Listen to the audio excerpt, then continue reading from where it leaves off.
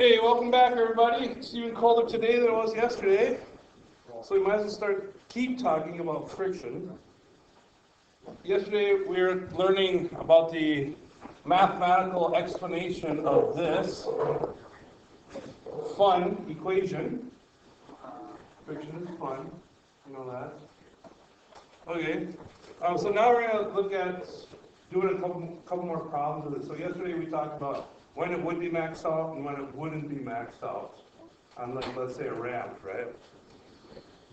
Okay, so we showed a lot of explanations on a ramp, but the same thing. If our max friction is 10 newtons, and we have a box like this, and I have a force of a push of 8 newtons, what is friction in this case?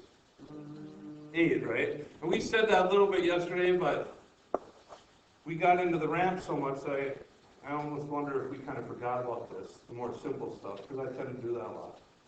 So this formula works for everything, not just the ramps. So today we're going to actually look at what happens with some problems here. So the first problem we have is this, okay? So we got 10 kilogram mass, and it's being pulled with 20 newtons. The question is, what's the acceleration? Okay, so this would be frictionless. Can you figure out the acceleration here? Give you a little warm-up. Yes, that's right. It's 2, right? Because the summation of forces cause the mass to accelerate. Accelerate is summation of forces divided by mass. In this case, it's 20 newtons. Now you might be thinking, well, what about gravity, right?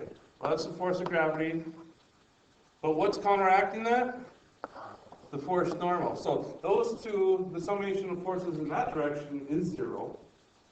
But the summation of forces in the horizontal here is 20 divided by 10. My acceleration is 2 meters per second squared.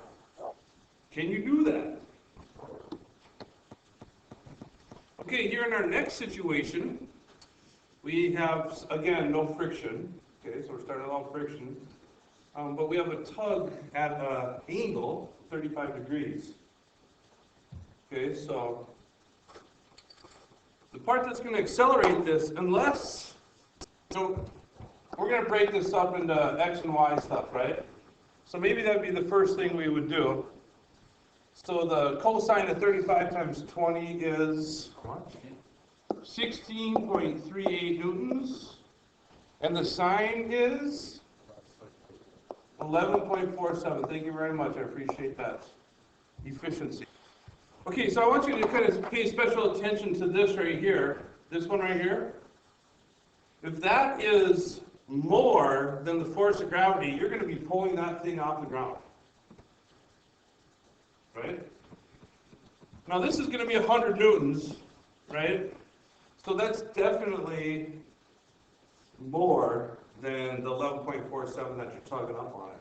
But what is this going to do then? Is that going to change anything, any of the forces that we've talked about earlier? Exactly. It makes the normal smaller, because the two definitions of the normal are they're perpendicular to the surface that the object's resting on, and it's the force the surface applies to keep it from falling through the surface. So in this case, then the force normal is going to be, what, 98.53. 88, I'm sorry, 88, thank you very much. Well, it's 100, and then minus this y help right here. Okay, so it's 88.53. Now, do we need to know that for this question? No, we don't, but we will later when it gets a little more fun. Right? So this would make a difference if we had friction. In this time, it doesn't make a difference. But we need to know this, because this is the force that's going to cause this thing to accelerate horizontally. So the acceleration in this case would be 16.38, because there's no other force in the horizontal, divided by 10, or the acceleration here is 1.638 meters per second squared. Can you do that? Okay, here's our next question. We've got tension at 25 degrees with a tug of 30 newtons to up and to the right. And then we have our frictional force, which is going to fight against the movement, right? To the left. Question again is, what is acceleration? Change in velocity. So the first thing we got to do is figure out this piece and this piece. So the cosine of 25 times 30 and the sine of 25 times 30. Okay, so now that we have our parts of the vector in the x and the y direction, we can start this, right? So the first thing we've got to realize is that we still have 100 newtons here for weight. So this is not going to pick it up off the ground, but like Chandler said earlier, it is going to alleviate the normal. But the only problem is, or the only thing is, we don't really need to do that yet because I've already given a frictional number. Okay, so now we can see that we have a force of 27.19 points to the right, and then we have friction point to the left.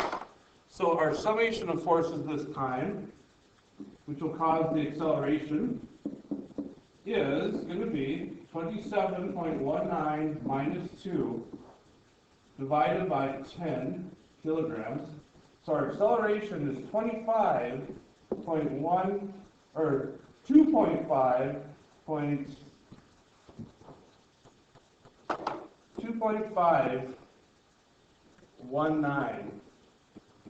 meters per second squared.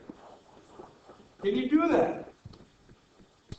Okay, here's our next little situation right here. We've got a tug of 110 to the right on a 10 kilogram mass. We do have a coefficient this time. We're trying to find the acceleration. Okay. So we can look right here to know that acceleration is summation of forces divided by mass.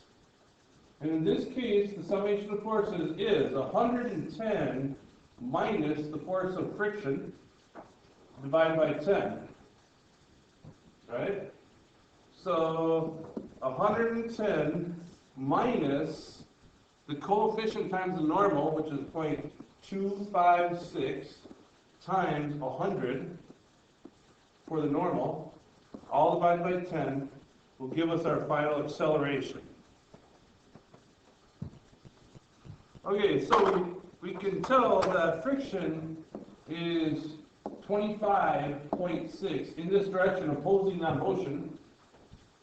Okay, and it's the coefficient times the normal. Okay, so our acceleration then is going to be 110 minus 25.6 divided by 10 is going to be like 80 or 8.56. 8.44 meters per second squared. Can you do that? Okay, here's, this is probably the biggest level of difficulty of these types of problems for us. The question here is the acceleration. So the first thing we have to do is resolve our vector into x and y. Okay, so the sine of 35 times 90 and the cosine of 35 times 90 are 51.62 newtons up and 73.72 newtons to the right. Thank you, Hayden. Okay, so now this time we're going to have to know how the effects of the normal come into play here. Okay, so we know here that normal is 100 newtons, weight is,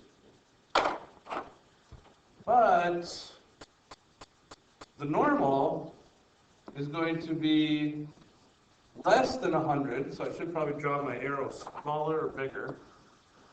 The normal is going to be less than 100 because it's getting pulled up on over here by 51.62. So now all the surface has to apply to keep that thing from falling through is going to be 48.38. So the force normal here is 48.38. And how we got that? Well, we took 100 minus the 51.62 that the rope was pulling up, and then we got our force normal. So now we can go ahead and figure out our acceleration. Okay, so our acceleration is the summation of forces divided by mass. And the summation of forces is 73.72 right here minus the force of friction, right? Because friction is going to have to be going in the opposite direction. And all that is going to be divided by 10 kg. Okay. So 73.72 minus 0.333, which is our coefficient, times our normal, which is now 48.38. It's our normal because we had that tug up to help alleviate that weight. All divided by 10, and we get our acceleration then at 5.76 meters per second squared. Can you do that? Okay, so that concludes friction video part 2 and the fun formula.